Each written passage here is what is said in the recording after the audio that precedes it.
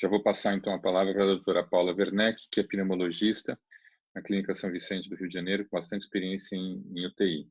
Então, Paula, por favor. Boa noite a todos. Você pode botar o primeiro, Ricardo, por favor? Coincidentemente, eu também vou começar essa discussão mostrando o Health Map, que é interessante porque ele mostra ativamente, né? Eu tive a mesma experiência da Silvia, eu entrei anteontem para pegar o mapa, ontem já estava outro número e hoje já está outro número, e essas bolinhas azuis todas aí são os casos novos. Então, realmente, como a Silvia acabou de falar, é uma coisa nova que está mudando o tempo todo e os Estados Unidos está, né, aqui nosso vizinho, nosso continente, está bombando. Bom, pode passar o próximo, Ricardo, por favor? Vamos responder primeiro a pergunta que me coube. Por que os pacientes vão para o CTI? Eles vão para o CTI porque eles têm esse raio-x. Pulmão branco, infiltrado pulmonar bilateral, que leva a uma hipoxemia grave, de rápida evolução e um grande número, maior que a gente gostaria, para insuficiência respiratória com necessidade de intubação. E apesar do diagnóstico da doença estar estritamente relacionado realmente ao SWAB de PCR, existe a ferramenta da tomografia que vai oferecer muitos dados para a gente. E a coorte dos chineses foram tão grandes que puderam dar vários estudos, alguns com mais de 1.000 pacientes, mostrando que existem alguns padrões pré-determinados que podem ser bem correlacionados com a presença do PCR positivo. É importante dizer que a tomografia não tira a necessidade do SWAB. O SWAB é estritamente necessário, mas a tomografia no paciente grave também é uma ferramenta muito, muito importante. Próximo. Então, a primeiro padrão é chamado padrão clássico, né? São tomografias que têm 100% de correlação com SWAB positivo. A gente tem várias opacidades em vidro fosco distribuídas bilateralmente, e predominantemente nos lobos inferiores. Isso pode ser visto nessa primeira tomografia no canto superior esquerdo, né, um leve infiltrado do fosco, mais exuberante no canto superior direito, com algumas áreas de consolidação, que pode ser pneumonia e organização, como a gente vê no canto inferior esquerdo, e a associação do fluido fosco com áreas de pneumonia e organização, e ainda um padrão de perfusão em mosaico. Só para a gente ter bem na imagem, na cabeça, pode passar o próximo? Mais exemplos de tomografia clássica de COVID, com 100% de correlação com o SWAB positivo. Né? Então, no canto superior esquerdo, de novo, vidro fosco intenso, bilateral, predominantemente nos lobos inferiores. No canto superior, no canto superior direito, além do vidro fosco exuberante no pulmão direito, a gente vê o sinal do hálio invertido no pulmão esquerdo, que é outro sinal importante também para diagnóstico de COVID. No canto inferior esquerdo, a gente pode ver várias áreas de preenchimento, como se fosse pneumonia e organização, bilateral, predominantemente no lobo inferior. E a última juntando a área de consolidação com vidro fosco. O próximo, a gente vai ver a tomografia que tem chamada de diagnóstico provável. Ela ainda tem uma alta correlação, de 99 até 71, mas ela apresenta mais consolidações mistas, menos vidro fosco e um padrão mais perilobular, como a gente pode ver nessas duas tomografias que estão aqui. Ainda tem muita correlação. A próxima, por favor, Ricardo. A próxima a gente tem um padrão que é indeterminado, que tem uma correlação menor do que 70%, e nesses casos, geralmente, o contexto clínico já não favorece o diagnóstico. Então, vê como é importante ter as três cadeias juntas. O diagnóstico do SWAB, o diagnóstico clínico e o diagnóstico tomográfico. Nessas situações, outras doenças vão vir à nossa cabeça. Doença pulmonar intersticial, toxicidade por droga, presença de doença reumatológica, e a gente vai ter que desviar o nosso raciocínio para o diagnóstico diferencial, que também é muito importante nesse momento. E por último, mas não menos importante, pode passar o próximo, por favor, são as tomografias não COVID, que tem 70% de correlação com um diagnóstico alternativo. São aquelas tomografias com lesões cavitárias, pneumonias lobares, árvore embotramento, derrame pleural volumoso, adenomegalias, faviolamento, que vão levar a gente para outros diagnósticos. Lembrar que esses outros diagnósticos não impedem que o paciente esteja também com COVID, mas eles têm um diagnóstico que não pode ser preterido. Então, ele tem duas doenças. E mais uma coisa em relação a não COVID. Tomografia normal não descarta COVID. Bom, pode passar o próximo. E daí a gente tem, então, um padrão de evolução dessa doença.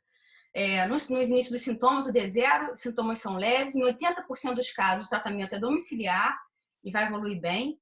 Mas em alguns casos, que são 20% dos casos, como a gente pode fazer, em torno do D5, vai se iniciar a dispneia. Isso leva o paciente de volta à emergência, já se ele foi ou não a primeira vez, e ele vai acabar sendo internado por conta dessa hipoxemia que se instalou. Pode passar o próximo, Ricardo? Nessa hospitalização inicial, o manejo inicial desse paciente vai ser reverter a hipoxemia, mas com uma atenção máxima a sinais de piora. Esses pacientes têm a característica de uma piora muito rápida, muito dramática, então mesmo que eles não estejam admitidos em terapia intensiva, né, se realmente esse tsunami que aconteceu na Itália acontecer com a gente vai ter muitos pacientes desses em enfermarias ou em quartos, eles precisam ter uma atenção máxima, a monitorização é intensiva, mesmo fora do ambiente de terapia intensiva. Não está indicado nenhum tratamento medicamentoso, todas as drogas usadas no momento são de uso ainda experimental, compassivo, com protocolo de tratamento em alguns estudos em andamento. E eu aqui tomei a liberdade de usar uma palavra bem pesada, mas porque como a Silvia falou, a gente tem vários países dentro do nosso país, né? Uma terapia intensiva muito heterogênea, então eu acho que a gente tem que ser muito cuidadoso no que a gente fala quando a gente está falando para muita gente, em relação ao uso de ventilação mecânica não invasiva e catéter nasal de alto fluxo. Todas as recomendações falam usar com cuidado, porque essas ferramentas, esses recursos, eles aumentam muito a aerosolização. Então, eu acho que no Brasil, com a heterogeneidade de CTI que a gente tem que lidar, a gente tem que entender que isso está proscrito, porque a gente não pode botar em risco a contaminação da nossa equipe de saúde. Né? Botar um paciente de ventilação invasiva numa UTI que tenha leito de isolamento, antessala, todo equipamento de EPI adequado, etc., é uma coisa. Mas botar isso, ou então lugares como na Itália, que tem o capacete, você vai realmente vedar completamente, é uma coisa. Se a gente vai usar uma ventilação invasiva que vai soltar, vai vazar com válvula única, não tem condição. Então, eu me arrisquei bastante a colocar isso que está proscrito. E, além disso, por quê? Se o paciente piora, esse paciente não tem reserva. É um paciente grave, o pulmão dele está branco. A gente não pode postergar a intubação. Essa intubação é uma intubação cheia de critérios, que precisa de um time muito especializado para fazer adequadamente e não colocar todo mundo em risco. Então, a gente não deve postergar a intubação desse paciente. Pode passar o próximo. Então, desses pacientes que estão no D5 foram hospitalizados, desses 20%, a gente sabe que 5 a 10% vão evoluir com insuficiência respiratória franca, vão ser intubados, vão ser levados para o ambiente CTI e tem uma mortalidade altíssima, que chegando em alguns centros até 80%. Pode passar o próximo. E aí o nosso desafio, então, que é a minha segunda pergunta, na ventilação mecânica destes pacientes, com esse pulmão que vocês estão vendo aí, filtrado, em vidro fosco, bilateral, difuso, acometimento grave do pulmão, é instituir o protocolo de SARA, Síndrome de Desconforto Respiratório Agudo, IRDS, etc. Esse é o nosso desafio, é inserir esse protocolo. Pode passar o próximo. Como? Com sedação, paralisação neuromuscular contínua, ventilação mecânica protetora, com 6 ml por quilo de peso, frequência respiratória mais entre 16 e 18, se possível, e uma FO2 de acordo, e PIP de acordo com o protocolo de cada serviço. Pode-se usar PIP-Table ou qualquer outro protocolo que o serviço se esteja habituado.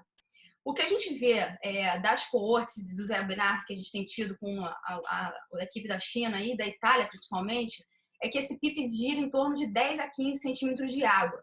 Os pacientes realmente são hipoxêmicos graves, precisam de uma FO2 mais do que 60%, mas eles não têm uma complacência pulmonar muito acometida. O pulmão é fácil de ventilar. A posição prona, ela pode ser usada, né, e em pacientes que são considerados recrutáveis, principalmente, e a ECMO, a circulação extracorpórea, é recomendada para doentes refratários, mas em centro especializado apenas. Pode passar o próximo. Mais importante ainda disso é seguir todos os protocolos que a gente tem que ter dentro da nossa do CTI. Protocolo de prevenção de pneumonia associada à ventilação mecânica, a gente tem que se antecipar a essas infecções.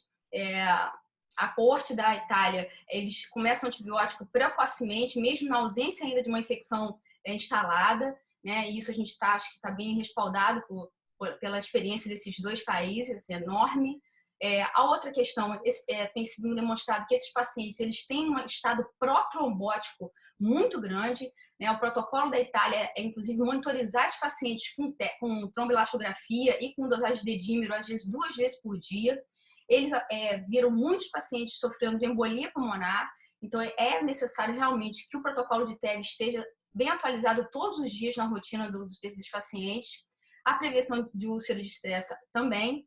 Suporte pleno, obviamente, no caso de sepse, choque séptico, né? E só considerar a traqueostomia após a segunda semana de ventilação mecânica. Porque, em média, como eu vou mostrar para vocês no próximo, pode passar, Terra, por favor? Esses pacientes, eles têm um curso bastante interessante. Então, na linha de cima, vocês estão vendo os pacientes que tiveram alta do CTI, tá? E embaixo, os pacientes que morreram no CTI.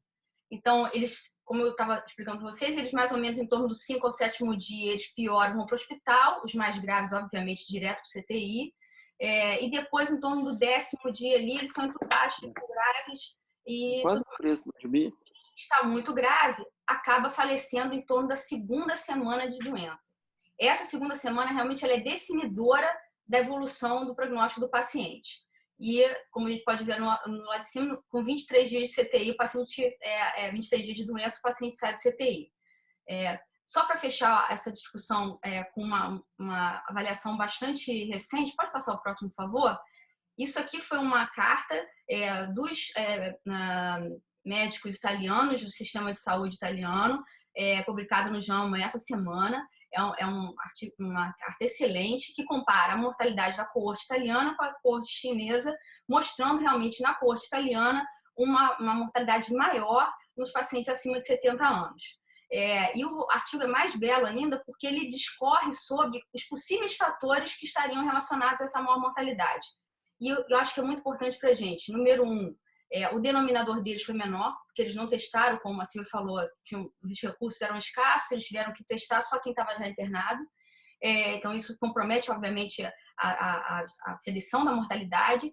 Muitos pacientes, uma coorte de pacientes idosos muito maior do que a da China, e uma definição de cuidado de fim de vida nesses pacientes idosos considerados não possíveis, não viáveis, de não entubar. Então, eu recomendo a todos. Em breve nós discutiremos. Obrigada, pessoal.